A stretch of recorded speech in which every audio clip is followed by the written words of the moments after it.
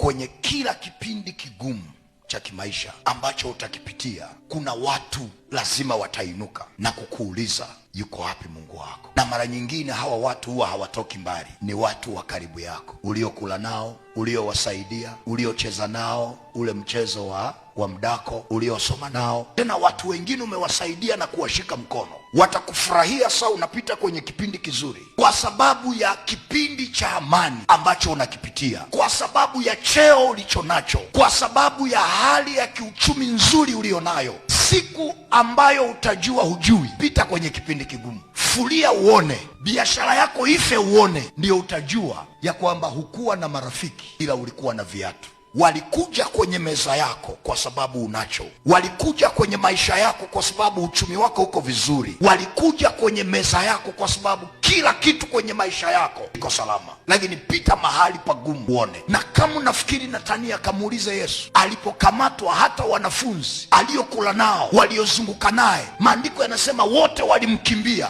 Na katikati ya hicho kipindi kigumu, Mungu akainua mpita njia anaitwa Simoni Mkirene, ndiye akamsaidia kubeba msalaba. Lakini kina Petro, kina Marko, kina Yohana walitimua mbio, na kuna mahali wanasema huyu mtu hatumfahamu kabisa. Kwani unaona tunafana naye? Hatumfahamu. Na ndio maana ni muhimu sana kuomba Mungu akuinulie watu sahihi, na kama kuna marafiki wanafiki kwenye maisha yako, Mungu akutenge nao kwa jina la Yesu. Kama kuna marafiki wanaokuja kwa sababu kwenye ndoa una amani, biashara yako ina amani, kwenye maisha yako kila kitu kiko salama, lakini ukipita mahali pagumu watakukimbia, hao marafiki Mungu akutenge nao. Akuinulie Simoni Mkirene, ambaye haji kwenye maisha yako kwa sababu ya status ulionayo, ila anakuja kwa ajili ya kusimama na wewe kwenye vipindi vyote kwenye maisha yako. Iwe kipindi cha machozi, atasimama na wewe. Iwe kipindi cha kicheko, atasimama na wewe. Na ikiwa una marafiki wanafiki, Mungu akutenge nao kwa jina la Yesu.